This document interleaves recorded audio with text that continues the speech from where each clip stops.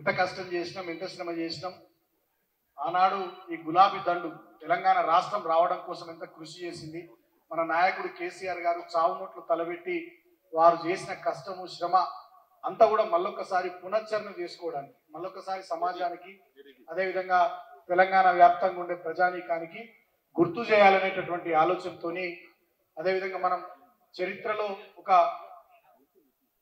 గుర్తుండిపోయేటటువంటి రోజుగా, ఎందుకంటే తెలంగాణ రాష్ట్రం ఏర్పాటు కావడానికి ప్రధానమైనటువంటి కారణమైనటువంటి రోజు ఈ దీక్షా దివస్ నవంబర్ 29, 2009 కాబట్టి ఈ కార్యక్రమాన్ని ఈరోజు రాష్ట్ర వ్యాప్తంగా మనం తీసుకోవడం జరిగింది. ముఖ్యంగా మీ అందరికీ కూడా తెలుసు, చాలా మందికి చాలా విషయాలు తెలుసు. ఇప్పటి యంగర్ జనరేషన్లో కొంతమందికి కొన్ని తెలియకపోవచ్చు, కానీ చరిత్ర ఎప్పుడే కానీ విజేతలదే ఉంటుంది, పరాజితులది ఉండదు. సో ఆనాడు మనం విజయం సాధించినాం కాబట్టి విజేతలుగా ఉన్నటువంటి బీఆర్ఎస్ పార్టీ సైనికుల చరిత్ర, తెలంగాణ రాష్ట్ర ఉద్యమ క్రమంలో ఏ రకంగా మనం పోరాటం చేస్తాం ఇవాళంతా కూడా ప్రజల ముందు ఉంచినాం. కానీ ఆనాడు ఉద్యమంలో లేనటువంటి వాళ్ళు, ఆనాడు రాష్ట్ర ఏర్పాటు కోసం కనీస ప్రయత్నం కూడా చేయనటువంటి వాళ్ళు, ఆనాడు సమైక్యవాదులకు తెలంగాణ రాష్ట్ర ఏర్పాటుకు వ్యతిరేకంగా వాళ్ళ అడుగులకు మడుగులొత్తుతూ, వాళ్ళ బూట్లు నాకుతూ, వాళ్ళ సంచులు మోసుకుంటూ బతికినోళ్ళు ఇవాళ తెలంగాణ రాష్ట్రంలో వాళ్ళేదో పెద్ద పీక్ పొడిచినట్టుగా గడిచిన 12 నెలల నుంచి 11 నెలల నుంచి వాళ్ళు చేస్తున్నటువంటి డ్రామాలను ఈ సందర్భంగా మనం మరొకసారి తెలంగాణ ప్రజల ముందుంచాల్సినటువంటి అవసరం ఉందనేది ఈ రోజు నేను మీ అందరికీ కూడా గుర్తు చేస్తూ ఉన్నా. నిజంగా మనం అంతా కూడా గుండె మీద చేయి వేసుకుని ఆలోచిస్తే, మనసు పెట్టి ఆలోచిస్తే, ఎవడన్నా కాంగ్రెస్ వాడు జై తెలంగాణ అన్నాడా? ఎవడన్నా తెలుగుదేశం వాడు ఆనాడు జై తెలంగాణ అన్నాడా? ఎవడన్నా బీజేపీ వాడు ఆనాడు జై తెలంగాణ అన్నాడా? ఇదే ఇలా ముఖ్యమంత్రి ఉన్నటువంటి రేవంత్ రెడ్డి ఆనాడు సమైక్య రాష్ట్రంలో ఎమ్మెల్యే ఉండే, ఎమ్మెల్సీ ఉండే, ఎన్నడన్నా వాడు వాని పదవికి రాజీనామా చేసిందా? అదే కేసీఆర్ గారు డిప్యూటీ స్పీకర్ పదవికి, ఎమ్మెల్యే పదవికి, ఎంపీ పదవికి 2 సార్ల, కేంద్రంలో మంత్రి పదవికి ఒక్కసారి, కేంద్ర మంత్రి పదవి నుంచి రాష్ట్రంలో ఎమ్మెల్యే డిప్యూటీ స్పీకర్ పదవుల వరకు ఇట్లా గడ్డి పోచలెక్క ఎడమకాలి చెప్పులెక్కి సిరిపారేసిన చరిత్ర మన నాయకుడు కేసీఆర్. 2001 నుంచి 2014 వరకు ఎన్నో ఉప ఎన్నికలు ఎదుర్కొని మనం తెలంగాణ ఉద్యమాన్ని, తెలంగాణ వాదాన్ని తెలంగాణ సమాజంలో ఉమ్మడి ఆంధ్రప్రదేశ్ రాష్ట్రంలో సజీవంగా ఉంచడానికి మనం చేసినటువంటి ప్రయత్నంలో భాగంగా త్యాగాల పునాదుల మీదనే తెలంగాణ రాష్ట్రం ఏర్పడుతుంది. గమ్యాన్ని ముద్దాడేంత వరకు కూడా మేము మా ప్రయాణాన్ని కొనసాగిస్తామని చెప్పి కేసీఆర్ గారు ఎత్తిన పిడికిలి దించకుండా పట్టుబట్టి మొండి పట్టుదలతోని ఒక ధీరోదాత్తుడి మాదిరిగా పోరాటం చేసినటువంటి చరిత్ర కేసీఆర్ గారు. కానీ ఇవాళ ఉన్నటువంటి ముఖ్యమంత్రి చరిత్ర ఏంది? చంద్రబాబు నాయుడు సంచులు మోసుకుంటా, ఆనాడు ఎమ్మెల్యే, ఎమ్మెల్సీ పదవికి రాజీనామా చేయకుండా ఆంధ్ర పాలకుల అడుగులకు మడుగులతో బతికినటువంటి చరిత్ర ఇవాళ ఉన్నటువంటి ఇప్పటి ముఖ్యమంత్రి. ఈ 12 నెలల కాలంలో సరే అధికారంలోకి రావడం, అధికారంలో ఉండడం, ప్రతిపక్షంలో ఉండడం అనేది కామన్ ఫ్యాక్టర్, అసలు పెద్ద విషయమే కాదు. ఈ గులాబీ దండు దృష్టిలో పదవులు అనేటటువంటి అసలు మాకు లెక్కనే కాదు. తెలంగాణ రాష్ట్రం తెచ్చినమనేటటువంటి దాని ముందు మాకు అన్ని పదవులు కూడా చిన్నయే. బీఆర్ఎస్ పార్టీ కార్యకర్తలకు, బీఆర్ఎస్ పార్టీ నాయకులకు ముఖ్యమంత్రి పదవితో సహా, ప్రధానమంత్రి పదవితో సహా ఏ పదవైనా తెలంగాణ ఉద్యమకారుడు అనే ట్యాగ్ ముందు మాకు అన్ని కూడా చిన్నయే. అటువంటి బ్యాచ్, అటువంటి దండు ఈ కేసీఆర్ గారి గులాబీ దండు. కాబట్టి 2001 నుంచి 2014 వరకు 15 ఏళ్ల పాటు ఎన్నో పోరాటాలు, ఎన్నో త్యాగాలు. ఇప్పుడు మీరు డాక్యుమెంటరీ చూసిరు. ఆనాడు పదవుల్ని వదిలేయడం కానీ, ఉప ఎన్నికలను ఎదుర్కోవడం కానీ, సైకిల్ యాత్రలు కానీ, బస్సు యాత్రలు కానీ, పాదయాత్రలు కానీ, లక్షలాది మందితో బహిరంగ సభలు కానీ, 36 పార్టీలను ఢిల్లీలో ఒప్పియడం కానీ, కామన్ మినిమం ప్రోగ్రాంలు పెట్టేయడం కానీ, చివరికి చావు నోట్ల తలబెట్టి తెలంగాణ రాష్ట్ర ఏర్పాటు కోసం కేసీఆర్ సచ్చుడో తెలంగాణ వచ్చుడో అని నవంబర్ 29, 2009 ఇదే రోజు నాడు కేసీఆర్ గారు నిర్ణయం తీసుకొని ఆమరణ నిరాహార దీక్ష బయలుదేరిన సందర్భంలో ఎన్నో త్యాగాలు, ఎన్నో కార్యక్రమాలు చేసి 14-15 ఏళ్ళు కొట్లాడితే రాష్ట్రం వచ్చింది. వచ్చిన రాష్ట్రంలో నిజంగా మనం 10 ఏళ్ళు బ్రహ్మాండంగా పనిచేసినాం. సంక్షేమం, అభివృద్ధి రెండింటిని సమన్వయం చేసి మేళవించి తెలంగాణను దేశంలోనే అగ్రగామి రాష్ట్రంగా నిలబెట్టేటటువంటి ప్రయత్నం చేసినాం, కృషి చేసినాం. కానీ ఇవాళ ఏం జరుగుతూ ఉంది రాష్ట్రంలో?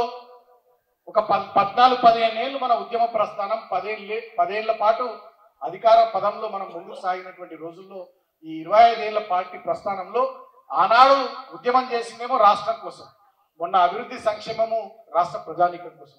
ఏనాడు కూడా మనం తెలంగాణ ప్రాంత ప్రజల ప్రయోజనాల విషయంలో ఒక్క మాట కూడా వేరే మాట్లాడలేదు, ఒక్క అడుగు కూడా తప్పటడుగు వేయలేదు. అది మన కమిట్మెంట్. కేసీఆర్ గారి నుంచి మొదలుకొని టీఆర్ఎస్ పార్టీ కింది స్థాయి కార్యకర్త వరకు కూడా అది మన కమిట్మెంట్. కానీ వీళ్ళు ఏం జరుగుతూ ఉంది రాష్ట్రంలో? మొత్తం ఈ 11-12 నెలల కాలంలో పరిపాలన అంతా గాడి తప్పింది, అదుపు తప్పింది. ప్రజల సంక్షేమం మీద దృష్టి లేదు, పాలన మీద శ్రద్ధ లేదు, అన్ని పిచ్చి పిచ్చి పనుల మీద శ్రద్ధ. టీఆర్ఎస్ పార్టీ కార్యక్రమం అని జెండాలు కట్టుకుంటే జెండాలు ఎట్లా కూడా వికేసుడు అనే దాని మీద శ్రద్ధ, తోరణాలు కట్టుకుంటే తోరణాలు ఎట్లా తీసేసుడు అనే శ్రద్ధ, మీటింగ్ పెట్టుకుంటే ఎంతమంది వస్తారు ఏం కదా అని ఇంటెలిజెన్స్ వాళ్ళు ఉండి ఎవడెవడు వస్తుందని ఎంక్వైరీలు చేసుడు, వాని మీద తర్వాత ఇబ్బందులు పెట్టుడు, కేసులు పెట్టుడు, భయభ్రాంతులకు గురి చేసుడు, గిది మీద శ్రద్ధ. ఇవాళ ఎక్కడ కార్యక్రమం పెట్టుకున్నా వందల సంఖ్యలో పోలీసు వాళ్ళు జీవులు గీవులు, ఒక రకమైనటువంటి నిర్బంధం, నియంతృత్వం, ఈ రకమైనటువంటి వాటి మీద ఈ కాంగ్రెస్ ప్రభుత్వానికి శ్రద్ధ ఉంది తప్ప గురుకులాల్లో పిల్లలు చనిపోకుండా మంచి భోజనం ఎట్లా పెట్టాలనే దాని మీద ఈ రేవంత్ రెడ్డికి శ్రద్ధ లేదు. మధ్యాహ్న భోజనం స్కూళ్లలో ఎట్లా పిల్లలకు పెట్టాలనే దాని మీద వీళ్ళకి శ్రద్ధ లేదు. అదేవిధంగా మాకు ఇథనాల్ ఫ్యాక్టరీ వద్దు అంటే ఆ ప్రజల కోసం అవసరమైతే ఆ ఫ్యాక్టరీని రద్దు చేసే విషయంలో శ్రద్ధ లేదు. అదేవిధంగా లగిచెర్లలో లంబాడ రైతులు మా భూములు మేము ఇయ్యము, ఎకరం కోటి ధర వలుకుతున్నటువంటి భూమిని 10 లక్షలకు నువ్వు ఇయ్యమంటే మేము ఎట్లిస్తాం, మాకు ఇక్కడ ఫార్మసిటీ వద్దు అని చెప్పి వాళ్ళు అంటున్న దాని మీద శ్రద్ధ లేదు. ప్రజల పక్షాన ఆలోచన చేయాలని కనీస సోయి లేదు. ఇవాళ RRR పేరు మీద కానీ ఫార్మాసిటీ లగచర్ల ఇష్యూ కానీ ఫార్మా విలేజ్ ఇష్యూ కానీ అదేవిధంగా 4th సిటీ పేరు మీద రేవంత్ రెడ్డి సోదరుల 4 బ్రదర్స్ అరాచకాలు కానీ ఇవాళ రాష్ట్ర ప్రజానికం అంతా కూడా గమనిస్తూ ఉన్నారు.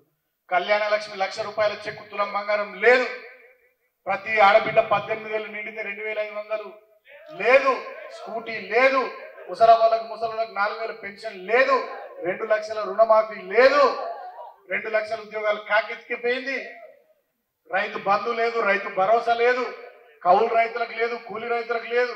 కేసీఆర్ దళిత బంధు 10 లక్షలు ఇస్తున్నాం, మేమైతే 12 లక్షలు ఇస్తాం దళితులం, 2 లక్షలు కూడా దిక్కు లేదు. పాత ఇచ్చిన దళిత బంధు పైసలు కూడా ఫ్రీజ్ చేసి పారేసి అకౌంట్లు. ఎస్టీల రిజర్వేషన్లు పెంచులు లేదు, మైనార్టీల రిజర్వేషన్లు పెంచులు లేదు, 1000కి పై ఉన్న గురుకులాలన్నింటినీ సర్వనాశనం చేసి పారేసారు. ఇవాళ ఒక్క అభివృద్ధి కార్యక్రమం మంచిర్యాలలో లేదు, చెన్నూరులో లేదు, బెల్లంపల్లిలో లేదు. ఏమన్నా ఉందంటే హైడ్రా పేరు మీద పేదలు కట్టుకుని ఇల్లు గులగొట్టు నడుస్తున్నది ఈ రాష్ట్రంలో. విధ్వంసం తప్ప వికాసం లేదు ఈ రాష్ట్రంలో, విద్వేషం విషం తప్ప విషయం లేదు ఇవాళ తెలంగాణ రాష్ట్రంలో. ఎక్కడికి వచ్చినామరా అని చెప్పి వాళ్ళ తెలంగాణ ప్రజలు ప్రతి ఒక్క వర్గం, రైతులు, మహిళలు, వృద్ధులు, పిల్లలు, యువకులు, దళితులు, గిరిజనులు, బలహీన వర్గాలు, సబ్బండ వర్గాల ప్రజానికం అంతా కూడా భయంతో బిక్కుమంటూ ఎటువంటి పరిస్థితి అయ్యారా దేవుడా అని చెప్పి వాళ్ళ బాధపడుతున్నటువంటి సందర్భం తెలంగాణలోని 12,729 గ్రామాల్లో కనబడుతూ ఉంది, 140కి పైగా మున్సిపాలిటీల్లో కనబడుతూ ఉంది. వాళ్ళ అక్రమ కేసులు, అరాచకాలు, నిర్బంధాలు, పోలీసుల వేధింపులు, ఇవి తప్ప తెలంగాణ ప్రజలకు ఇస్తామన్న ఒక గ్యారంటీ లేదు, నిలబెట్టుకునే ప్రయత్నం ఒక హామీ విషయంలో లేదు ఈ ప్రభుత్వానికి.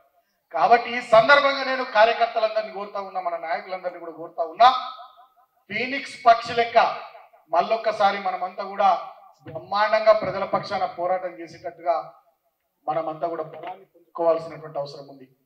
బలాన్ని పుంజుకొని శక్తిని కూడగట్టుకొని తెలంగాణ సమాజం పక్షాన, తెలంగాణ ప్రజల పక్షాన, తెలంగాణ ప్రజల గొంతుకగా ఈ గులాబీ దండు తెలంగాణ ప్రజలకు అండగా నిలబడాల్సినటువంటి అవసరం ఉంది. కేసీఆర్ గారి వారసత్వాన్ని, కేసీఆర్ గారి నాయకత్వాన్ని, కేసీఆర్ గారి ఉద్యమ స్ఫూర్తిని పునికి పుచ్చుకొని రాష్ట్రమంతా కూడా మన కార్యకర్తలు, నాయకులు, ప్రజాప్రతినిధులు, మాజీ ప్రజాప్రతినిధులు మళ్ళొక్కసారి తెలంగాణ ప్రజల కళ్ళల్లో ఆనందం చూడడం కోసం, బంగారు తెలంగాణగా తెలంగాణను మలచడం కోసం, కేసీఆర్ నాయకత్వాన్ని తెలంగాణలో తిరిగి తీసుకురావడం కోసం ప్రతి ఒక్క కార్యకర్త కంకర బద్దుడై నడుం గట్టి ముందుకు సాగాల్సినటువంటి అవసరం ఉంది. ఈ క్రమంలో మీ అందరు కూడా నేను చెప్తా ఉన్నా, మన మీద కేసులు అయితాయి, జైళ్ళకు పోతాం, దాడులు అవుతాయి, ఇబ్బందులు అవుతాయి, బదనాములు వస్తాయి.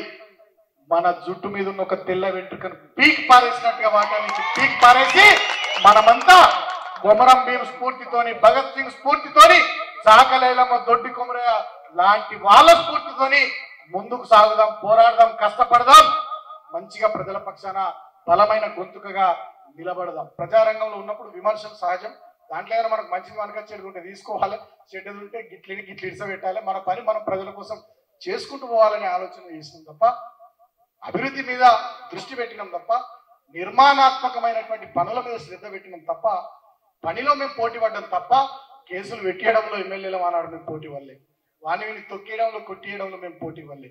కాబట్టి ఇవాళ నేను జిల్లా అధికారులను కోరుతా ఉన్నా, ఈ వేదిక నుంచి ఇక్కడ ఈ జిల్లాలో ఉన్న నాయకులను కూడా కోరుతా ఉన్నా, ప్రశాంతత చెదరగొట్టకండి. అధికారం ఇవ్వని అయ్యే కూడా శాశ్వతం కాదు, ఈ భూమి మీద అధికారం ఇవ్వని కూడా శాశ్వతం కాదు, అది మారుతుంటది, సందర్భానుసారంగా వస్తుంటది. కానీ ప్రజా జీవితంలో ఉన్నటువంటి మనము కాసింత సంయమనంతో ఓపికతోని లౌక్యంగా వ్యవహరించాల్సినటువంటి అవసరం ఉందని చెప్పి జిల్లా పార్టీ అధ్యక్షుడిగా నేను విజ్ఞప్తి చేస్తే, నేను హెచ్చరిస్తున్నా. సంవత్సరం అవుతుంది, డిసెంబర్ 7 వస్తే కాంగ్రెస్ ప్రభుత్వము అధికారంలోకి వచ్చి సంవత్సరం అవుతుంది. ఆయనతో ఏదో ఒకనాడు తిక్క ఉడితే నేను జైలు బారో కార్యక్రమానికి పిలిపిస్తా, వచ్చి మేమే పోలీస్ స్టేషన్ల ముందర కూర్చుంటాం. కాబట్టి అంత దూరం జిల్లాలో పరిస్థితులు తీసుకురానియద్దని చెప్పి నేను జిల్లా అధికార యంత్రాంగాన్ని కూడా కోరుతా ఉన్నా. జిల్లా అధికార పార్టీ నాయకులకు కూడా నేను చెప్తా ఉన్నా, ఇది మంచి పద్ధతి కాదు అని చెప్పి కోరుతూ, మరిన్ని వీడియోస్ కోసం ఛానల్ ని సబ్స్క్రైబ్ చేయండి. లేటెస్ట్ అప్డేట్స్ కోసం వాట్సాప్ ఛానల్ ని ఫాలో అవ్వండి. ఆ లింక్ డిస్క్రిప్షన్ లో ఉంది.